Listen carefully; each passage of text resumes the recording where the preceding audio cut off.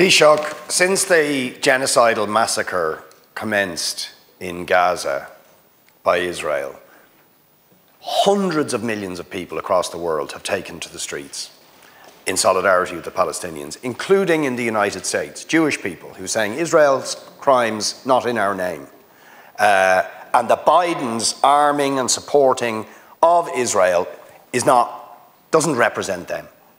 Now, when you look at the depressing spectacle of Trump versus Biden, somebody complicit with genocide versus somebody who's a pathological liar, racist, abuser, and proto-fascist, shouldn't we be standing with the millions in America, ordinary people who are saying, not in our name, these people don't represent us, and acknowledging that the fundamental problem for whether it's Trump, whether it's Biden, whether it's successive US regimes, are the fact that those regimes continue to arm Israel to commit the sort of crimes it's committing now in Gaza, and prior to that, the siege of Gaza, the ethnic cleansing of Palestinians, the apartheid system, and Biden, when he could string a sentence together, summed it up on several occasions where he said, if Israel did not exist, the United States would invent it. Thank you.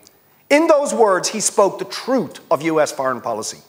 Isn't it time that people like yourself, the leaders of governments around the world who are horrified at this, speak the truth about the malign influence of US foreign policy in providing the succour that can allow Israel to commit the sort of genocide it's committing now? Well, I did indeed see the debate of the two US presidential candidates. I have a policy of not commenting on elections in other countries, other than to say that it was a very early stage, I suppose, of the electoral cycle to have the debate for an election that is taking place in November. I think it might have been the earliest presidential debate to take place so far.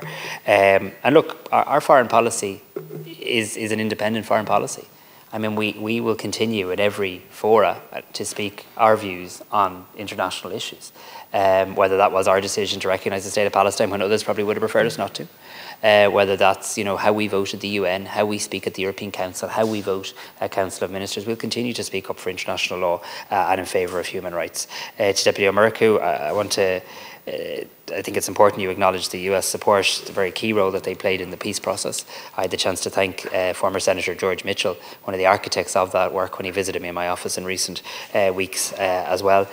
Did I get some hope from the call is a very fair question. I mean, the thing that I definitely did leave the call with President Biden with was a clear understanding on the intensity of work that's going on in the background to try and bring about a ceasefire. And there's a whole range of vital issues that need to be discussed around the Middle East. But the most important thing is an immediate cessation of violence. And that, I think, is where the focus must be on. And on the association agreement, I don't want to mislead you. We're still the holder of a minority opinion at a European level in relation to that, but we continue to maintain that position.